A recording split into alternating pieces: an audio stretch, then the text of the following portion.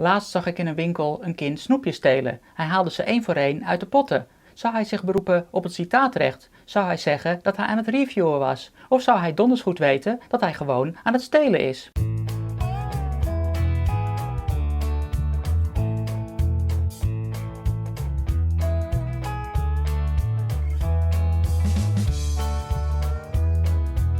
De vrijheid van meningsuiting is geen vrijbrief om iemand zomaar voor rot te schelden. Het citaatrecht geeft je nog niet het recht om zomaar andermans video's te gebruiken. De discussie over het citaatrecht, die is losgebarsten op YouTube, doet echter vermoeden dat vooral kinderen er wel zo over denken. Maar zo werkt het niet. In deze video vertel ik hoe het juridisch zit, welke vragen je moet beantwoorden en hoe je uit de problemen kan blijven. Elke gebruiker van YouTube gaat akkoord met de servicevoorwaarden. Artikel 1.3. De voorwaarden vormen een in juridisch opzicht bindende overeenkomst tussen u en YouTube. Artikel 5.1 onder punt M. Het is u niet toegestaan om content te kopiëren.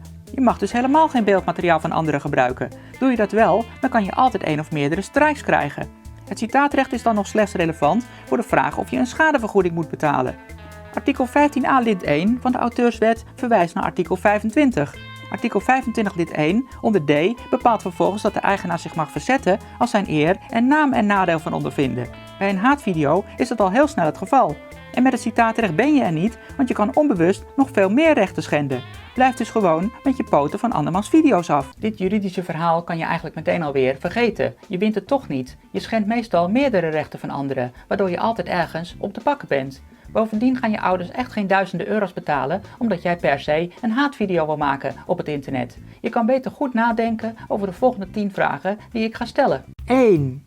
Gebruik eigen inhoud. Waarom wil je zo nodig video's van een ander gebruiken? Jij bent YouTuber. Je wil dat mensen naar jou kijken vanwege jouw inhoud. Jatten kan iedereen, dat draagt niks bij. Als het je om de abonnees gaat, kan je net zo goed een bekende serie op YouTube zetten. 2. Toestemming. Waarom vraag je niet gewoon toestemming? Iedereen vraagt toestemming, van nieuwsuitzending tot foto in een schoolboek. Of weet je dat je geen toestemming gaat krijgen omdat je een haat- en scheldvideo wil gaan maken? 3. Grenzen. Waarom zoek je de grenzen van het toelaatbare op? Als je gewoon 2 screenshots gebruikt, dan kraait er geen haan naar. Maar je gaat grote stukken video gebruiken en dan klagen als iemand bezwaar maakt. Waarom wil je zoveel risico's lopen? Het recht is zoveel ingewikkelder dan je op internet kan lezen. Er zijn mensen die er jarenlang voor gestudeerd hebben. Denk jij dan dat je met je schoolwijsheid er meer van af weet? 4.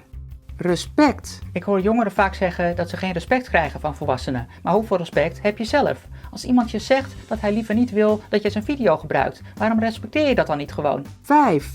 Roddel. Waarom is het nodig om over iemand te roddelen die dat echt niet wil? Er zijn heel veel mensen die om aandacht vragen. Mensen die graag in de publiciteit willen. Waarom vraag je niet aan hen of ze willen meedoen aan je video? 6.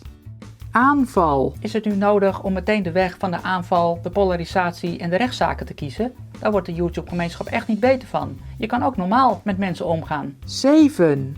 Strike. Een strike kan terecht zijn als mensen je video gebruiken of onterecht als mensen je alleen maar rapporteren om te pesten. Veel jongeren snappen het verschil niet. Ze horen het woord strike en beginnen meteen te schreeuwen. Maar als je niet eens het onderscheid kan maken tussen een terechte of onterechte strike, waarom denk je dan wel dat je weet wat het citaatrecht inhoudt? 8. Mening. Als een videomaker bezwaar maakt tegen het gebruik van zijn inhoud, dan hoor ik jongeren vaak zeggen dat hij gewoon niet wil dat er negatieve meningen worden gegeven. Maar als jij het verschil niet eens kan zien tussen het gebruik van beeldmateriaal van een ander en je eigen mening, waarom denk je dan wel dat je weet wat het citaatrecht inhoudt? 9. Citaat. Op elke fatsoenlijke opleiding leer je dat een citaat slechts een korte aanhaling is die strikt noodzakelijk is. Een vuistregel is dat de inhoud van een citaat in een tweet moet kunnen passen. Op veel opleidingen in het hoger onderwijs wordt het letterlijk citeren zelfs afgeraden. Waarom denk jij dan dat je de definitie van citaat mag oprekken tot het pikken van meerdere videofragmenten? 10. Alternatief. Waarom letterlijk citeren? Je kan ook gebruik maken van de alternatieven. Vertel het in je eigen woorden of gebruik een link om naar de bron te verwijzen. Het citaatrecht is bedoeld om korte zinnetjes aan te halen die essentieel zijn voor je betoog. Maar het wordt nu vooral misbruikt om video's te pikken van een ander. Mensen moeten eens ophouden met excuses. Beeldcitaten zijn belachelijk. Je bent niet aan het citeren, maar aan het kopiëren. Je gebruikt niet alleen de bewoordingen, maar je kopieert het hele beeld en het geluid.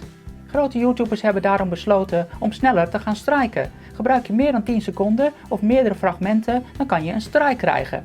Zelf zie ik het citaatrecht het liefst verdwijnen. Het gebruik van meerdere fragmenten van anderen is vrijwel nooit noodzakelijk. En als het wel noodzakelijk is, dan kan je net zo goed toestemming vragen.